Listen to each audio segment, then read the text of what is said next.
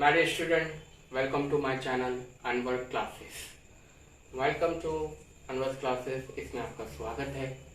Now आज हम पढ़ेंगे इकोनॉमिक्स का first chapter introduction to micro economics. My dear student, ये बहुत इम्पोर्टेंट चैप्टर है.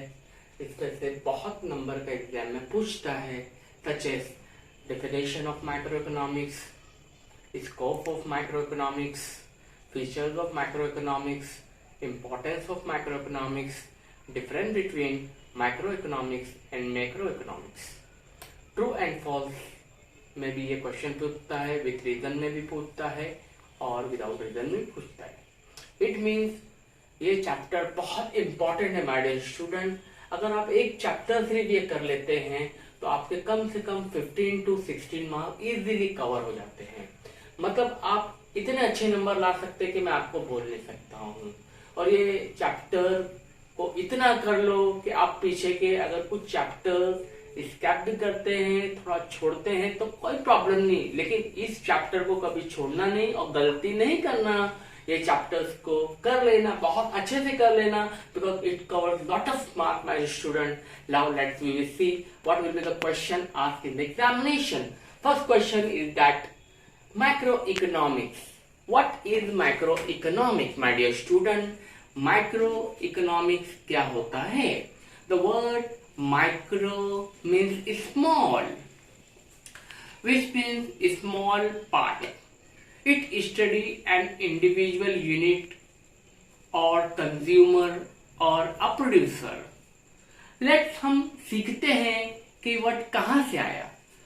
The word microeconomics derived from the Greek word micros, which means small. Okay मेरे student, आपको समझ में आ गया होगा. नाउ अब हम पढ़ते हैं इसका मीनिंग्स डिटेल में. As micro means small part of a things. Microeconomics deal with a small part of national economy. It means it studies an individual unit or a consumer or a producer, etc. Now, and after that you will write definition. Definition बहुत सारे economics लोगों ने दिया है, लेकिन हम एक definition आपको यहाँ बताते हैं. Macroeconomic means or is in fact macroscopic study of economy. It means my dear student, macroeconomy जो स्टडी करता है एक चीज की बड़े डिटेल्स में उसकी स्टडी करता है. जैसा आपको मालूम होगा, जब आपको बुखार आता है, फीवर आता है या आपकी तबीयत अच्छी नहीं रहती है, आप जाते हैं ब्लड टेस्ट कराने के लिए. तो ब्लड टेस्ट कराने वाला आपका थोड़ा खून निकालता है, उसमें से उसको टेस्ट करता है पर्टिकुलर चीज को और माइक्रोस्कोप से चेक करता है, वो देखता है उसमें क्या है. तो उसी तरह micro economics means study of in fact micro economy is study of economy. Economy means country, मतलब एक इंडिविजुअल की क्या करता है, स्टडी करता है. Let's come to the point. Macroeconomics means study of an individual consumer, behavior, a producer, individual price, etc. Okay, my dear student, अब आपने इतना तो समझ चुके होंगे. अब आ जाइए जो मेन क्वेश्चन है for the sake of examination, that is scope. Scope means it's covering, ये क्या क्या कवर करता है और माइक्रो इकोनॉमिक्स के बेस पे किस किस चीज को डिटरमाइन किया जाता है. तो first of all the scope of micro economics, there are 3 point. First point is theory of product pricing. Second point is that theory of product pricing and second one is that factor pricing and third one is welfare of state. Now theory of product pricing means it determines the price of the product. It determines the price of the product. What will be the price of the product? It is determined with the help of microeconomics, or the price of the product is fixed with the help of microeconomics. Second point, my dear students, theory of factor pricing. Theory of factor pricing means factors of production prices such as land, labor, capital, entrepreneur. With the help of that factors of production, producer produces goods and services and pays their rewards and returns. That is called factor pricing. Okay, my dear student, समझ में आया होगा आपको. Such as producer pay for land use, rent, for labor, wages, for capital, interest, for entrepreneur, profit. Last point is that, my student, theory of economic welfare. Theory of economic welfare means proper utilization of available resources such as man, machine, material, money, market, etc. How it should be properly utilized. With the help of macroeconomy, efficiency in consumption, production, etc. existed.